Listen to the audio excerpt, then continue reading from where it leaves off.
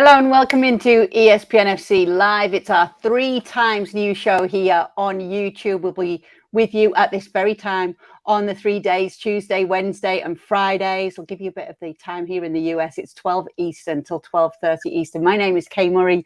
Joining me today, Rob Dawson and Michallik, and a little later on, we will be hearing from Miguel Echegaray, who's pretty much followed Messi every step of the way. You can see the topic board there, lots to discuss in today's show, but we will start with Messi Mania. And Janusz, given the fact that you are over this side of the world, what have you thought of it all? How do you think it's all been received over here? Should it have been such a surprise that he's lived up to all the hype and been scoring all these goals in these games? It shouldn't be a surprise, and I think this part of the world is no different than anywhere else he's played in the world, right? I mean, if you had Leo Messi signing in any part of the world, the Messi Mania would be alive and well as well. So in this country, it was a big surprise to many. I suppose we were hearing things about Leo Messi coming to Miami, into Major League Soccer.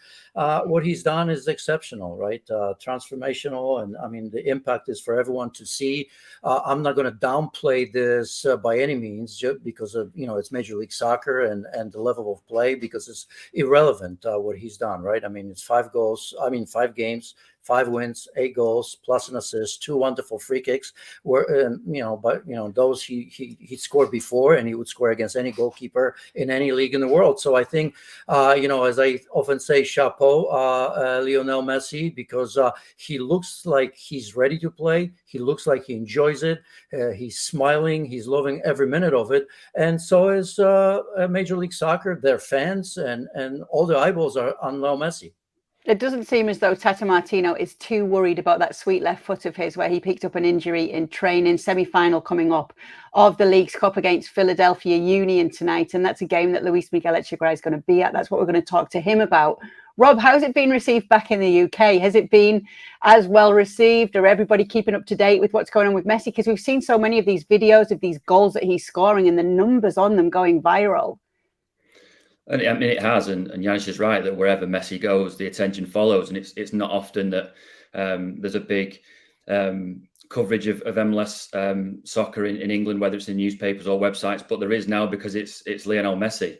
I was in the States even with Man United over the summer, and we're used to when Man United are in the States, the whole news agenda is dominated by Man United, and it wasn't like that at all. You walk around places, huge cities like New York, and it's all about Messi, shop fronts decorated with his picture, his shirts, selling everywhere.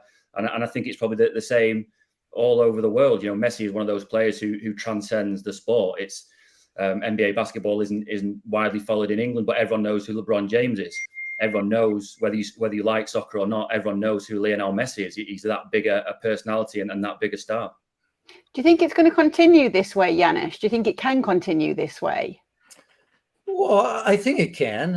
Obviously, I mean, he's going to be, probably when it's all said and done, he's going to be somewhere, a goal game at the very least. I mean, here we are in the next couple of weeks. He's going to have a chance, I suppose, to win the League Cup. There's a chance in U.S. Cup, of course, the Cup competition in the United States, where they face Cincinnati in the semifinals. So from the off, there's an opportunity for an Inter team that's dead last in Major League Soccer. That's going to be interesting, by the way, when these competitions are over and Major League Soccer returns to their regular schedule. We're right in the end. Inter, as I've mentioned, are last. So, is there a shout for them to somehow make it to the 9th spot? It's not going to be easy. I can't remember. I think there's 10, 12 points difference. But I think he's going to continue that. And the reason I say that is because the one thing that I was wondering about, what his attitude towards playing in Major League Soccer is going to be. Is it going to be one of those that, one of the greatest, if not the greatest, depending on who you speak with, playing for clubs like PSG, Barcelona, of course, winning the World Cup with Argentina very recently. You ask yourself, where's the motivation for Lionel Messi, who's normally very quiet, very reserved, and the pictures that we see, my goodness. I mean, it's great to watch because, to be honest, I didn't expect it. He's embracing it. He's loving it. Young players like the 18-year-old Kremeski, an Argentine, is looking great. Rob Taylor, all the players around him. And, oh, by the way, it is Leo Messi but it's not just Leo Messi, of course, because Sergio Busquets and Jordi Alba have made a massive difference to that team as well. Well, given the fact that you did just mention a number of former Barca players, let's get to another former Barca players when we get to the rumour mill now, because there's been lots of transfer rumours, obviously some transfers that have already been completed, which we'll talk about as well. But Neymar to Saudi Arabia, obviously this one going ahead now, when it did look as though he might be going back to Barcelona. And I'll get to you on that fact in just a minute, Janusz. But Rob, back in England, would there have been an interest to bring a player like Neymar, given the fact that he wouldn't be sticking around at PSG? The short answer to that is no. And if there was interest in from the Premier League, then he probably wouldn't have gone to Saudi Arabia. The speculation is that he was offered to almost every big club in the Premier League, to City, to Man United, to Arsenal, and to Chelsea. And no one thought that they could fit him in. And that is for a couple of reasons. One, the money involved in bringing him in, and also the type of personality that he is.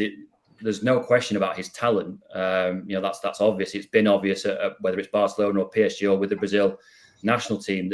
The question with him has been about temperament. And when you look at just one club, Man United, who probably could do with a player with that skill set, their manager Erik ten Hag has focused very specifically on bringing the right characters in. And one of the reasons why Neymar probably isn't at Old Trafford right now is because of his character.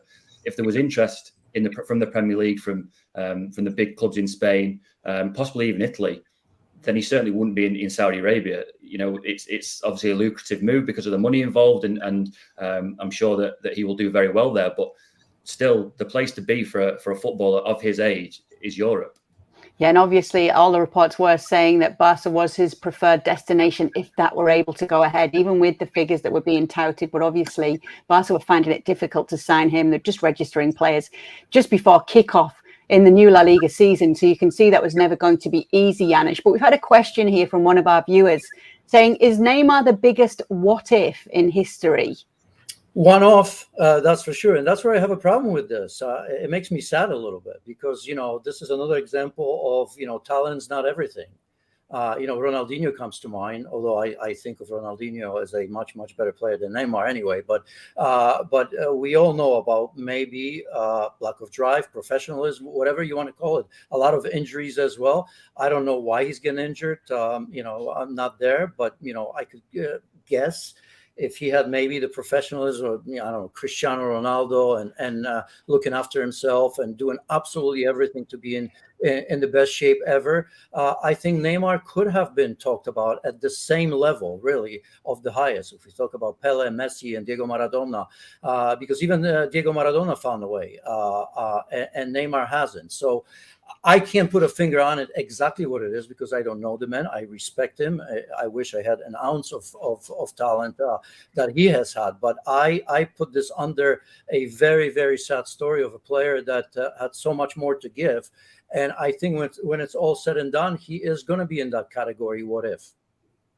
Okay, let's move on to talk about the Moises Caicedo deal, because it did look as though Liverpool might steal in and get this man here, but it was Chelsea in the end that was his preferred destination, the club that he wanted to go to. Rob, what are your thoughts on what we've seen overall on this deal and the fact that it's the 5th highest transfer as well in terms of figures and in terms of money spent in history? Yeah, I mean, it's an absolutely massive deal, and particularly big because he's not been in the Premier League that long. It's not so long ago that he was making his debut for Brighton. It's still a very, very young player, and I think everyone will know that he was Chelsea's top target all the way through the summer. It's taken a little bit of a roundabout way of getting done, obviously with Liverpool coming in with a bid that was accepted. I think Caicedo himself has made it quite plain that he wanted to go to Chelsea and to no one else, and I think that's probably the biggest factor. I think Brighton have done amazingly well with their recruitment to get Caicedo through the door initially, but also realizing that they couldn't keep hold of him and reaching that point, and then also making sure that they got a fantastic deal for him. Brighton are the type of club who are going to live and die by the transactions they make with the squad when players are leaving, and really for a player like Caicedo, as good as he is, they've got absolutely top dollar for him. So Brighton will be happy. Caicedo will be happy. He's got his big move. Chelsea have got their top target, and Mauricio Pochettino will hope that that he's the guy to really boost that midfield and make sure that they can at least get into the top 4 next season. Fans are asking here, Janusz, and it's something that came up on the FC TV show. And just a reminder to those of you who don't know already, that QR code that you can see in the bottom of your screen, make sure to scan that, and that will lead you to the ESPN Plus page where you can see our show, FC TV, 365 days a year without, well, yeah, of course. 7 days a week, we are always on with all the talk like this, and we'll always be telling you what's coming up on that show as well. But it's a question that we've had here from a viewer, Janusz, and it's a question that we've asked on the show. Who realistically needed this player more in the middle of the park, Liverpool or Chelsea? Well, I think it's an obvious answer to that, right? And not just Caicedo, but Romeo Lavia as well, one or both. And looks like both are going to go to Chelsea, and you can make a case they did need both. But given the situation and Jordan Henderson and Fabinho leaving, but even without that, because, I mean, if you look at Fabinho and Henderson, I think even had they stayed, there was a need for that, right? Because I don't think both Henderson or Fabinho were going to get any better, and certainly Liverpool needed to do that. They needed to start a new cycle and getting McAllister and Szoboszlai. They were way on the way to do that, but they just needed somebody to hold, to protect that back four, to protect that high line. So I mean, it's clearly that that Liverpool needed it. I'm not sure about the way they've gone about it, because now it's obvious, and perhaps it was obvious to everybody before, that both Romeo Lavia and Caicedo from the beginning wanted to go to Chelsea. So I'm not sure how Liverpool didn't get the players to know for sure that they were willing to come. But that business behind the scenes, it's a bit funny. Rob will tell you probably better than I would. Yeah, you speak about that business behind the scenes. It's really interesting, Rob, because now we've got like a 200 million midfield foundation in Enzo Fernandez and Moises Caicedo there at Chelsea. And it seems as though Enzo Fernandez's fee has just set off this course of, obviously we understand how important the role of a midfielder in so many of these teams are now in world football. But it seems to be the new trend that we're seeing figures like this that are becoming normal for a midfielder in the top leagues right now. Yeah, and it does happen occasionally. We just mentioned Neymar when he went from Barcelona to PSG for, I think, around 220 million euros. That fee was so massive that it recalibrated the entire transfer market, and other teams were looking at that fee and saying, well, if Neymar is worth that, then my player is worth this. And you saw deals like Dembele going to Barcelona for 130 odd million. Coutinho went from Liverpool to Barcelona for, again, about 136 million. Fees really that those players weren't really worth, but it was the fees were decided because of what Neymar had transferred to PSG for, and we're almost seeing that again a little bit with Enzo Fernandez. That the deal that Chelsea struck in January has reset what people believe is a right figure for a midfielder, and now it's Moises Caicedo is a fantastic player. But if you had said a year ago that he's going to go to Chelsea for 150 million pounds, people would have laughed in your face because they just wouldn't have assumed that sum of money that Chelsea would be willing to pay that, or Brighton could ask that for that amount of money. But it's almost gone under the radar a little bit. There's a chance that that's going to end up being a British record transfer. That's how big a deal it is. But because you've got players like Fernandez leaving, and because you see all these other bids for players. I mean, even Romeo Lavia, he's playing for Southampton, who have been relegated. He hasn't been at Southampton that long, and you're talking about 50, 60 odd million pounds for a guy who's only just starting out in his career. If that's the norm for these players, then 115 million pounds for Moises Caicedo doesn't seem that ludicrous. It's only when you take a step back and look what's happened to the transfer market that you realise that these numbers are absolutely monstrous. Yeah, Brighton laughing all the way to the bank with the Moises Caicedo deal here. Let's talk about Kylian Mbappe, because I feel as though we have to do this every week. There seems to be a new update every week, Janusz, and this time the latest is that he could be sticking around at PSG, and even in talks to extend his contract, being reinstated to the first team after obviously the upset between himself and the president, Nasser El Khelaifi there. He's promised to not leave on a free contract. Not sure how that's going to work here. Met with the president, and for now, it seems all is well, but you fear and expect this to come back up again. Yeah, I think it will. I think, obviously, this project, remember, I think most of us in this business were perhaps getting a little bit of stick calling the PSG project plastic, because it was to a degree, in terms of getting just the best players and not looking at the team. And although there's been some success, obviously they have won Ligue 1. They've been, if I remember correctly, in the final and semifinal of the Champions League, but that wasn't the target. With a team like that and money spent, you expect Paris Saint-Germain to win it at some stage, and they didn't, having Neymar, Mbappe, and Leo Messi. So with Luis Enrique, we all know about him. No nonsense, absolutely. He said he was going to make a statement. He was sitting in the stands. I think the key here is obviously, there would have been a lot of money left on the table for Kylian Mbappe in terms of bonuses, but also I think he felt maybe obligated to the club. And again, I'm guessing here, but it reminds me a little bit of a situation with Harry Kane, because Harry Kane could have left for free. But I think in order to somewhat in his head to do it right by Spurs fans and Spurs in general, they got a lot of big fee for him. And let's not forget that Kylian Mbappe is grew up on the outskirts of Paris, right? I mean, it means something to a lot of the players that I've mentioned, Leo Messi or Neymar, or maybe some others that have come in, Sergio Ramos. It's just a club, right? And they all change clubs willingly. I think it was a little bit different for Kylian Mbappe. And again, just a guess on my part, because it's a massive U-turn here. But in a way, it's good to see for me. Janusz, let me stick with you a minute just to get your thoughts on Kepa coming in at Real Madrid. Given Thibaut Courtois' injury, obviously they needed to bring somebody in. He almost did go to Real Madrid back in 2018. You'll remember Zinedine Zidane said he's not my keeper, and it wasn't against Kepa at the time. It was more him showing his faith and his support in Keylor Navas. Well, now Kepa is here. He had other options, Bayern Munich being one of them. He's chosen Real Madrid. Do you think this is a good fit for all parties? Well, I think he's a good goalkeeper. He's proven. I think he's going to have to fight winning in goal, because winning is up and coming. We saw him in preseason, and he's looked very, very good. He's been patient. It's probably Kepa there. It's just a loan, so that in itself, it's interesting. We did talk about Chelsea and they'll spend. We'll talk about it a little bit later, Kay, and Premier League Express. I mean, wages go off Chelsea's books. I think he's going to be obviously familiar with that league. I don't see this as a massive problem. And probably for Real Madrid, money-wise, it makes a lot of sense, this being a loan.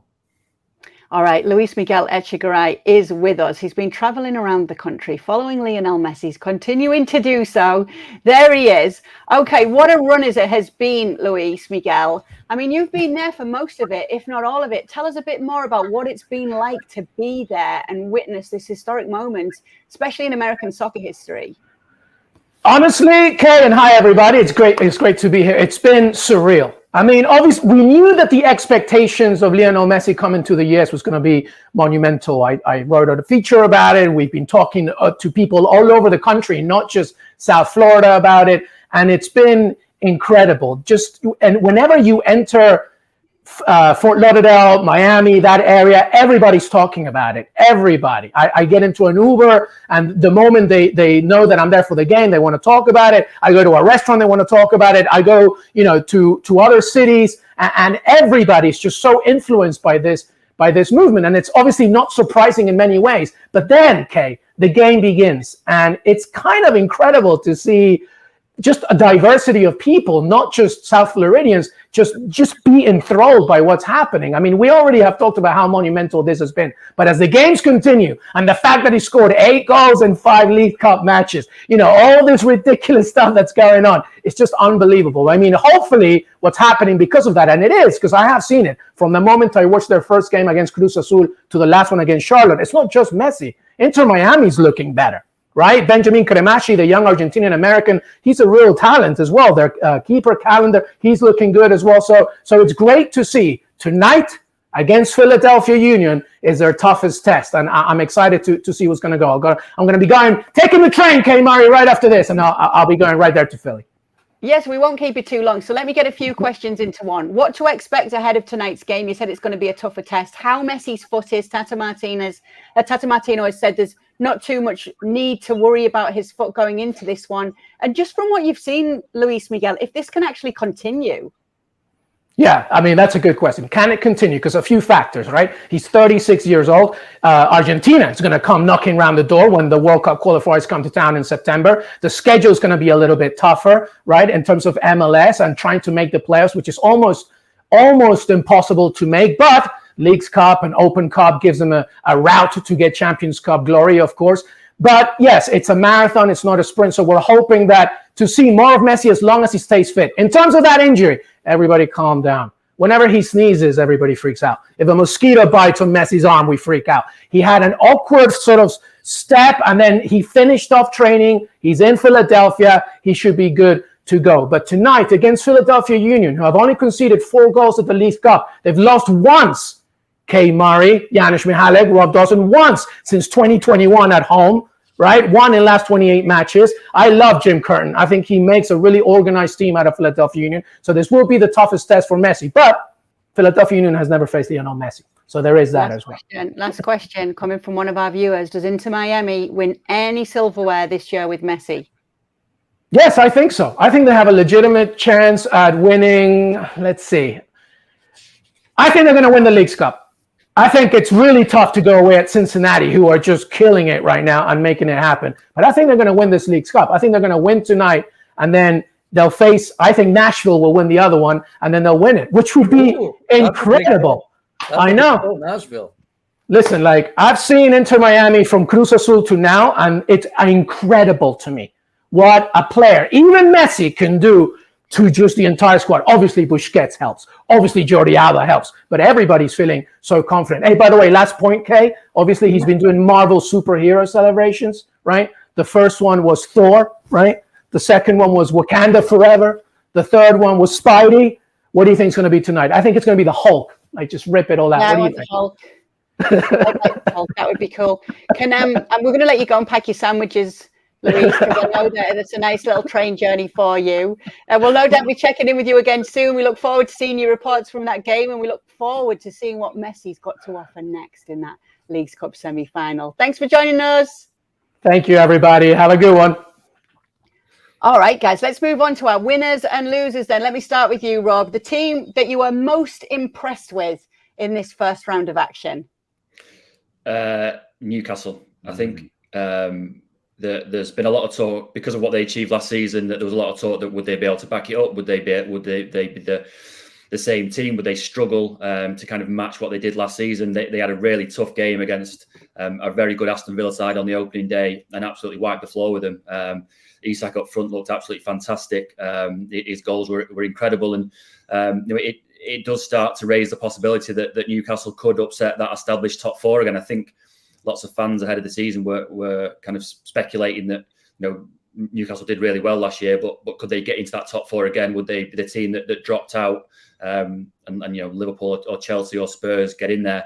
Well, from the opening weekend, the suggestion is that no, the Newcastle are well intentioned to not only play the Champions League this year, but also qualify for it again next year. Do you share that same sentiment, Janusz? Is it Newcastle? Yes. Will it be boring if I say that? No. I mean, maybe we can turn that into Eddie Howe and how he continuously show how great a manager he is, right? I mean, with a club. I mean, think about it. We've been just talking about the money that everybody's spending, and certainly Newcastle United have the money. I understand that the financial fair play is different for every club, but I'm sure they could have spent and bought even more players. I mean, by the looks of it, I mean, Tonali, not that he's not important, Harvey Barnes, but they really haven't gone out there and bought these incredible names.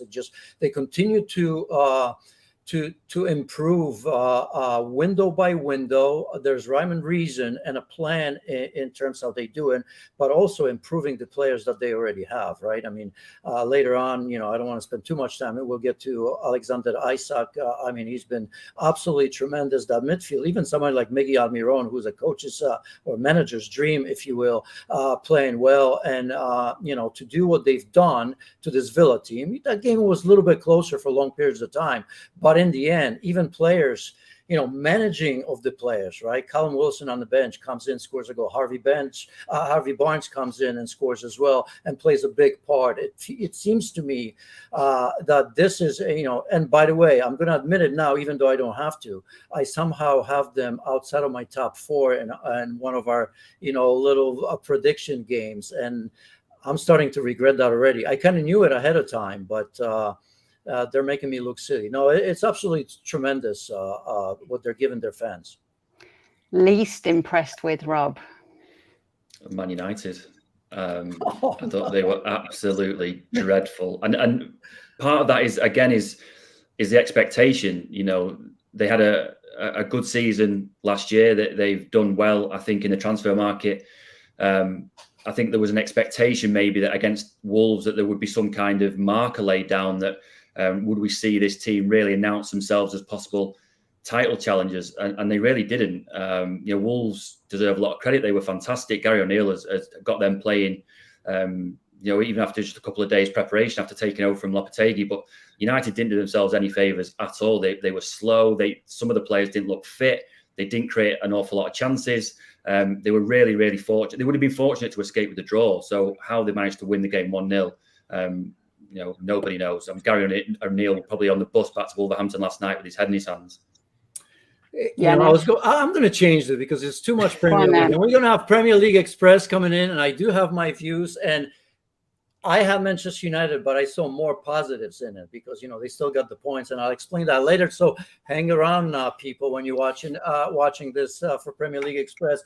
But, you have to say Bayern Munich against Leipzig, who's lost, players like and Kunku and Konrad Leimer, for example, who played for Bayern Munich, who was an integral part of RB Leipzig as well in the center of the pitch. Harry Kane, I'm not going to put anything on him because he came in at a time where, I thought the game was decided. But for Bayern Munich, big issues that I thought may have gone away. This is a big news with Harry Kane. The biggest issues, of course, are behind the scenes with Thomas Tuchel, who's a manager that I'm starting to wonder how good he truly really is. Because as we know, he's had issues with players at Chelsea. He's had issues with players at Paris Saint-Germain.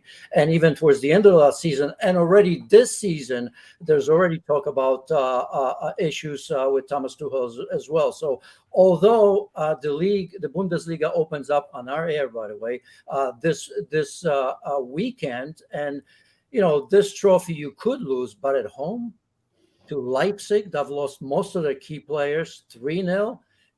I'm giving it to them, Rob. And that's fair enough as well. So let's talk about what's actually trending, because obviously Harry Kane's move has been a big one. But we've got to talk about Jude Bellingham. And I'll start with you, Rob, here, because I want to know how it's been received back in the UK. Obviously, it's no surprise to any of the English fans just how good Jude Bellingham is. No surprise to any of the Bundesliga fans. But I think it's almost been a bit of a surprise at just how this player at 19 years old looks as composed as he does at Real Madrid, one of, if not the biggest clubs in the world, and just so comfortable as well. And it's been brought up the fact that obviously Birmingham retired his shirt and everybody thought they were so stupid to do so. They thought it was way too soon, but now maybe it's starting to make a lot more sense. Obviously Birmingham knew, didn't they, when they made that decision to retire his shirt after only, what did he play, 40 odd games? But yeah, you talk about Jude Bellingham and technically and all is the ability he's got. It's the comfort level and the confidence of the boy at such a young age, which is incredible. And I must say that I honestly expected him to move to Man City or back to the Premier League this summer, because I thought that would be a step. If he wanted to end up at Real Madrid, it would be a step towards that. But for a player of his age to say, no, I'm going to go to Real Madrid right now with all their fantastic midfielders they've already got in their squad, and say that I'm going to go and earn a place in that team, in not only a team at the biggest club in the world probably, but also a team that are so used to winning everything really, and having the confidence to go there and say that he was going to be a starter straight away, and then to go and turn it on in his first couple of games and put in the performances he's had. I don't know what you were all doing at 19. I certainly wasn't. Behaving in that kind of way. I just think he's an absolute phenomenal boy and a phenomenal athlete. Isn't it great, Janusz? I mean, there's a lot of talk about the change of system that Ancelotti's using. There was 9 of the 11 starters that were under 26 in the game against Athletic at the weekend. And they're calling and saying Bellingham's the number 10, but he's more the number everywhere in this team. Well, and with Carlo Ancelotti, it's funny because remember the time, I think it was actually at Bayern Munich, where people felt that his trainings are not hard enough, and he's not all that, and we all know how many trophies he's won, and fair play. Maybe some players want to train harder, that's all right, but he understands the game, and he understood that with Benzema being out and Rodrigo playing great towards the end of the season, really coming through. Vinny Jr., why not play 2? And he had to change that shape of the midfield. He also knew that he has to give more responsibility to Tchouaméni, of course, and Camavinga as well. You still have Modric, and you still have Toni Kroos, who will play a massive part in some big games. Also, obviously, for experience, to allow the Camavingas and Tchouaméni to learn from players like Modric and Toni Kroos is incredible. So I think, Valverde being there, and Valverde also can play just about everywhere there and play well, because, anyone can play anywhere, but you have to do it in a good way. So I think Ancelotti recognized that. I mean, he obviously has issue when it comes to Real Madrid because of Courtois and Militao long-term injuries. So that's a big problem for them going forward, at least for now. But Jude Bellingham, look, the transition for him, incredible. We've seen it in preseason. We see it here. Wow. I mean, it's not easy. We often talk about young players or even experienced players, how heavy the jersey are, be it Manchester United, Liverpool, Real Madrid, or Barcelona. It doesn't look it. I mean, score that goal. Probably didn't mean it the way he did, but you'll take them as they come. As it comes to numbers, this is absolutely crazy. I don't want to say it's a pet peeve, but I don't get it. The best thing that ever happened, and I needed to check that if it was actually Bayern Munich that started it, but this is what I love about Bundesliga, is that the name is below the team on the back of the jersey, because that's the way it should be. Because it is a team sport, that's obvious, and I don't get it. I know Maradona's numbers retired in Napoli. I still wouldn't do it. I wouldn't do it with Pelé or anybody else for that matter. Even Leo Messi. Look, build them statues outside of their stadiums where they had the most success. That's fine, but with Bellingham, don't even get me going on that. Janusz, talking about the players' names under the numbers, all the play-by-play commentators are going grrr at you, saying that you like that right now. Just making things I do that job. Hey, look, I mean, at the big clubs, I mean, if you have to look at the numbers, you probably shouldn't be doing the job. That's true. All right, let's talk about a player who's picked up where he left off, Rob. Erling Haaland's already scored 2 in the first game. I'm going to get you to give a prediction on whether he'll score more than 36 this season. But before you do that, let's talk about that moment at halftime when Pep Guardiola came running onto the pitch to get into the ear of a player who just scored 2 goals for him. Yeah, I mean, it did look a little bit out of place, didn't it? Given that he just scored 2 goals, the second of which was absolutely fantastic. They go in at half-time, leading comfortably at 2-0, and Pep races over to give Erling Haaland an ear bashing, and then pushes the camera away that's trying to listen into the conversation. I think, to be honest, I think it's just Pep. He explained afterwards that Haaland had asked for a ball from Bernardo Silva over the top, and that Bernardo Silva hadn't done it, and Erling Haaland had shouted at him, and Pep said, well, no, Bernardo was right, that we need to go in at half-time 2-0. We don't want to risk losing the ball. He was right, you're wrong. Don't do that again. He insisted that was the top and bottom of it, and there was nothing else in it. But yeah, it did look a little bit strange, didn't it? That the guy that's just put you 2-0 ahead with 2 fantastic goals, he's getting shouted at halftime. All right, so prediction, more or less than 36 this season. Do you know what? Before the game against Burnley, I would have said definitely less. How could he possibly do that again? And then he went and did that against Burnley. So I'm going to say more. I think he's going to score more. I think City are going to be better. He's going to be better. He's going to be more in tune with the players around him. He's going to score more. It's scary because Pep said, didn't he, in the pre-season that he's fitter than ever. So let's see what a fitter than ever Haaland means this season. She asked me that question last season. I thought she said 40. Yeah, I'm going to make you wait, because we're going to start PL Express with that question for you, Janusz. We're going to start as we mean to go on with it. We're going to let you go as well, Rob Dawson. It's great to have you on. It always is. And we'll speak to you very soon. Thanks, guys. So it is time for the first PL Express, and PL Express every single week now will live right here. We're coming out to you on this ESPN FC live show. Make sure to join us 3 times a week on YouTube, Tuesdays, Wednesdays, and Friday at this time from 12 Eastern. We'll be bringing you all the biggest talking points, but every single Tuesday, this is where PL Express is going to live now. My name's Kay Murray, joined again for another season and delighted to be so by Janusz Michallik. And we're going to get straight into some of the big topics that we saw from the Premier League this weekend. The first of which, Pep Guardiola and Erling Haaland, and that little moment at halftime, Janusz, that we've been talking about, where Pep came racing onto the field because even though Haaland had just scored 2 goals, Pep had seen something he didn't like. What did you make of it?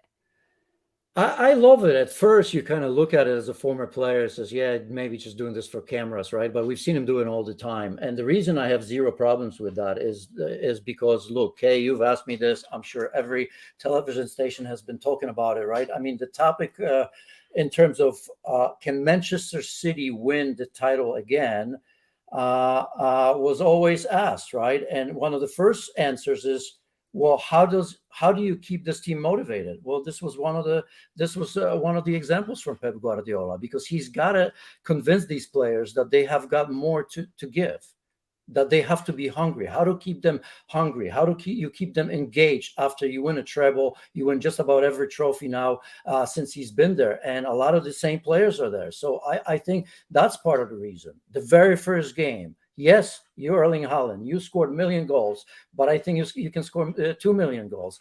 I'll give you an answer later how many he's going to score. But it seems silly. But when I try to think of it as a player, right? At first, I was probably have a smirk, and I think that's what we saw from Erling Haaland. It's like, what do you want from me? I mean, what do I? but there's always that detail, and it stops you there, because as a player, sometimes I think you're coming off at halftime saying, "Oh, I did my job. I scored a couple. I'm good." And here you have your manager saying, well, you could have had a hat trick. You should have had a hat trick. Maybe you could have had 4, or maybe somebody else could have had another goal if your movement was this way, that way, or whatever Pep was telling him. So I get that. I respect that. I've said it before, and I'll continue to say as many that, he's the best manager in the world because of that. He doesn't leave anything to chance, and he continues to challenge his players in every which way. And by the way, he's going to have to do that. He's lost 2 incredible players in Gundogan and Riyad Mahrez, who I think they may even miss more than Gundogan, as crazy as it sounds. And now we found out that Kevin De Bruyne may be out for 2, 3, 4 months. So this is going to be Pep at his best again. He's going to find ways to motivate others, to make certain players play in crazy positions that in this moment we can't think of, but it's going to happen. You just mentioned Kevin De Bruyne, so let me pick up with that one, because Guardiola has confirmed that he will be out for a few months. Obviously, as you said, the reports were saying 3 to 4 months with a hamstring injury. How big a miss is he going to be? Well, unbelievable. But, again, this is going to be Pep. So he's going to find a way. And guess what? Kevin De Bruyne probably is going to be nice and fresh and ready for the business end of the season when it all matters. We know that Manchester City often starts slow. They didn't this time, but obviously after 4, 5, or 6 games, who knows how long it's going to take to kind of integrate the new team, if you will, in there. And De Bruyne is going to be back. I mean, he's going to be a big miss, but you know what? Here's the challenge. And that challenge existed, by the way, always before the injury to De Bruyne. Phil Foden. Hey, Pep, you tell me that's the best player you ever coached, most talented player you ever coached, right? You had little Messi. I want to see it. I think he's getting better, but I don't think we've seen the Phil Foden that we all want to see. That's going to be another great opportunity for him to get better. Julian Alvarez, although not the same position, but we see him playing below Erling Haaland. He's going to have to be a player that's going to have to pitch in. And as I said, who knows who's going to be the next player? By the way, there were rumors of Paquetá coming in even before the injury. Now I'm pretty sure that they're going to do absolutely everything to get Paquetá or player like it, and the problem solved. All right. Before we move on from Man City then, higher or lower than 36 goals this season for Erling Haaland? Yes, like Rob, I was going to give it lower. I was thinking differently, but I mean, Kevin De Bruyne kind of almost exclusively looks for him, doesn't he? So he's not going to be there. He's had some injuries and it was out of form last year, and that didn't prevent Erling Haaland from scoring goals. Slightly lower, which is still going to be unbelievable. So I'm going to go for 32. How's that? Oh, I thought you might say 35 to get really close and get yourself away with it. 32. No, All right.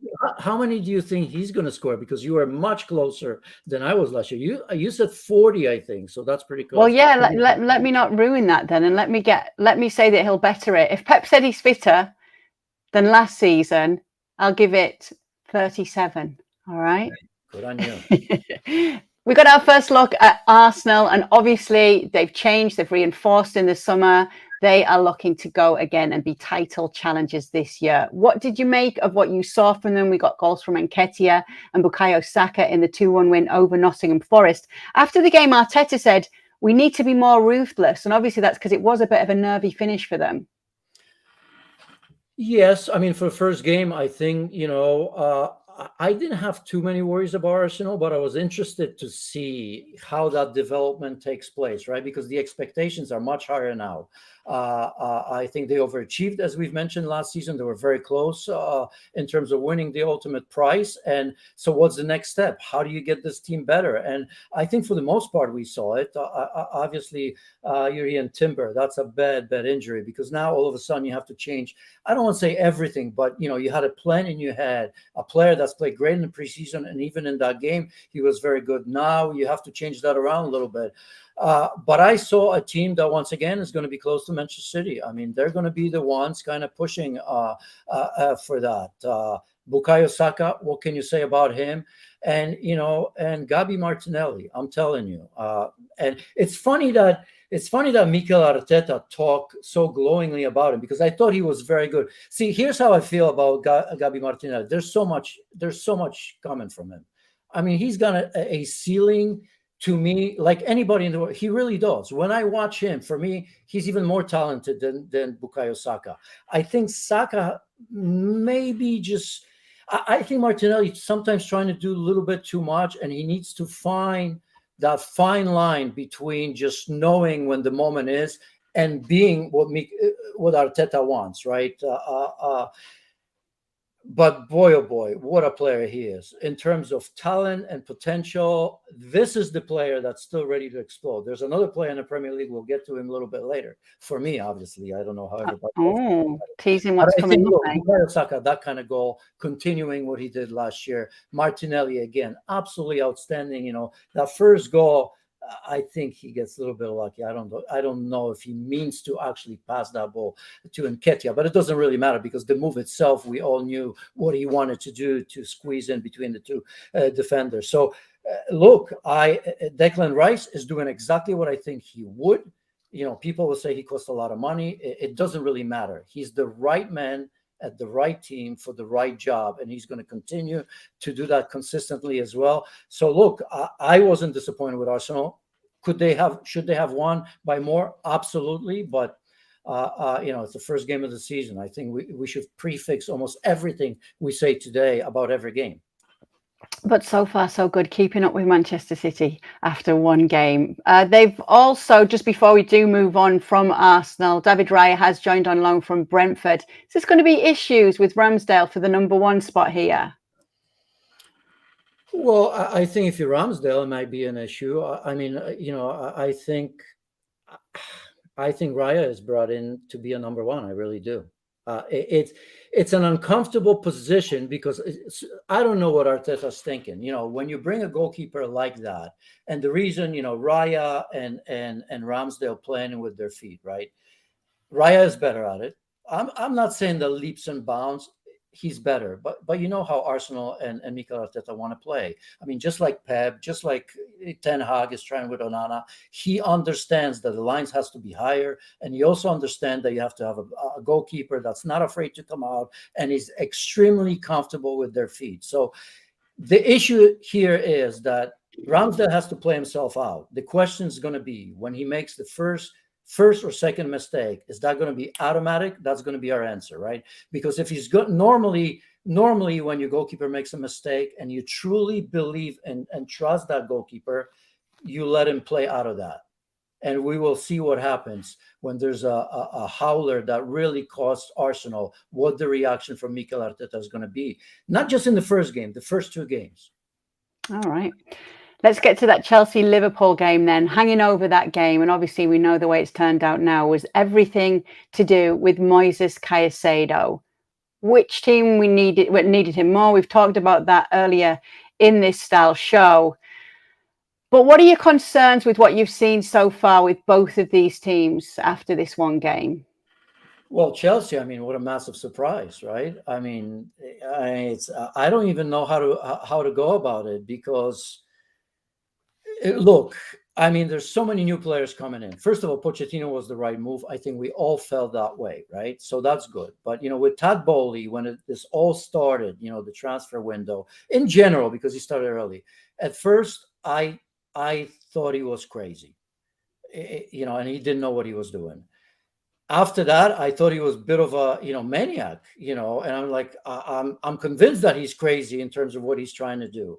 And now I think he's a genius. And I'm the one that has zero idea what this game is all about and what he's trying to do. Because, that first game, okay, it's the first game. But, I mean, that looked a proper team. I mean, how many changes have they made in the last few months? I mean, it's crazy. There's so many players that there right now that I don't know if Pochettino knows their first name.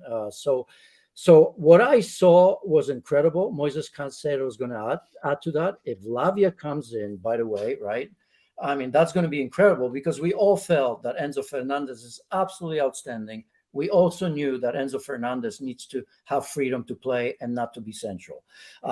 We've seen that at Benfica. For Argentina, as he came in, he sort of ended up playing that holding role, even though it wasn't great. But, when you have McAllister on one side and you have Rodrigo de Paul on the other side, it really doesn't matter who plays where. I mean, they were that good. And there's a reason other than just Leo Messi why they won the World Cup, because that midfield was just impossible. One of the best performances I've seen in, since I've been alive. So that was incredible. So look, I mean, Todd Bowley and Chelsea first of all, very positive start to finish with Chelsea. Todd Bowley and Chelsea are making, Roman Abramovich look like a small merchant. The only difference that has to be said is that until they win something, Roman Abramovich somewhere out there is going to be smiling because, they've obviously won a ton. In terms of Liverpool, it's hard. It's hard in a way because look, the first 30 minutes were incredible. I mean, and there's a lot of ifs, but if that go from Mo Salah goes in, done and dusted, 3 or 4-0, we may be here talking about what the problems with Chelsea are. I truly believe. I know that Chelsea scored a goal as well, but you know how that goes. First goes in, it doesn't necessarily mean that the other ones would go because I think it's just different psychology of the game. And, millimeters, everything. I was tempted to put it on Twitter in the first 20, 25 minutes. Are these two teams in the same league? Thank God I didn't do it because in the second half, we saw differently and Chelsea were so impressive. And I think with Liverpool, we saw that they just, the Caicedo, the Lavia, an extra couple players are needed because you know what? I mean, they started well. Szoboszlai is going to be incredible. If you watch between the lines what he was doing, there's going to be no issues. And McAllister obviously knows the league, already showing how good he is. That first ball for the first goal, I think he was the one playing the initial ball from the midfield was Alistair McAllister for you right there. But they do need help. They need numbers. They need quality, and they'll be happier of the two leaving Stamford Bridge with a point. So just to go back to Chelsea, how badly do they need a striker? I'd like to see it, but Nicholas Jackson, I mean, showed how good he really is. I mean, for a young player who just got there, involved in just about everything. Let's give him a little bit of time.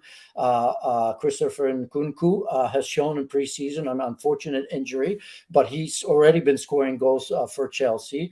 So I'm going to wait and see because I liked what I saw from Jackson. I like what I've seen from Nkunku. I like what I've seen from everybody else, all these young and new players so far.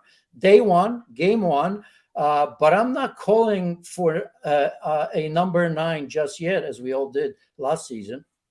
Good stuff. Yeah, I was wondering if Poch was like, please, please, please, never, ever let me have a chairman like Daniel Levy again. And so he was given the exact opposite in Todd Bowley. He's got to be enjoying life right now. You mentioned Szoboszlai.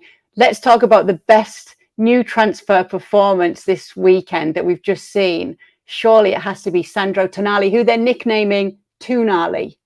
It is. And I said it, I don't want to out myself as a quiet Milan supporter. Everybody cried a little in Milan, right? Because Milan didn't want to lose Sandro Tonali. I'm not absolutely convinced that Sandro Tonali wanted to leave. In fact, I think he would have probably wanted to be still in Milan. But what a difference he's made! Incredible. Not just goal, contributed as well. Such an intelligent player. Of course, when you come out of Serie A.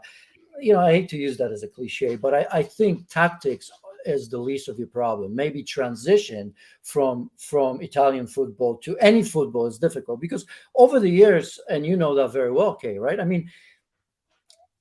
Italian players feel well in Serie A. They understand it, and then when they leave, it's not automatic. But with him, it's been incredible. So look, it's not just Sandro Tonali, but together with Guimaraes, of course, and Joelinton with that steal in that midfield, I think Newcastle fans would feel that there was always something extra needed in that midfield. That Guimaraes himself is great, but what if he's not playing? What if he's not having a good game? Now you have a player that plays box to box, intelligent, can score. Obviously his vision is tremendous. And then, in front, I don't know. Do you want to talk about Newcastle United? Because that's the talking point, really. I'm kind of segueing. Listen, not yet. A few more 5-1 wins, and we'll definitely make them a priority. You're on the show, not me.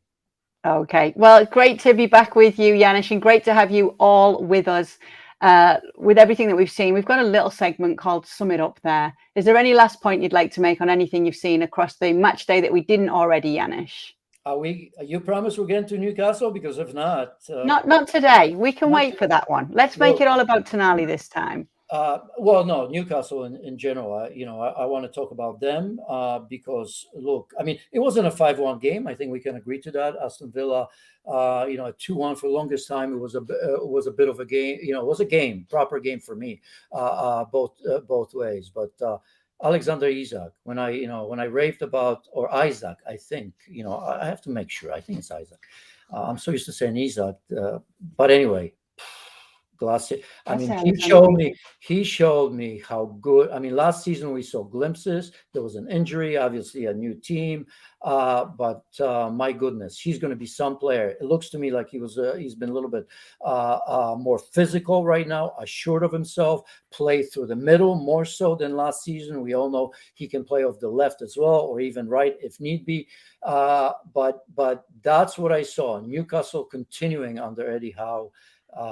That progress, and Isak, watch out. That may be a story in terms of somebody pushing Erling Haaland if he's going to be pushed anyway. But I think we're going to see a lot more goals from him. That's the story. Right. Isak and Tonali and Newcastle United, week 1. Okay, and we'll be back for week 2 next week. Thanks so much for being with us. Make sure to be with us as well for Wednesday's edition and Friday's edition too. And be sure to always watch FC TV 7 days a week. See you there.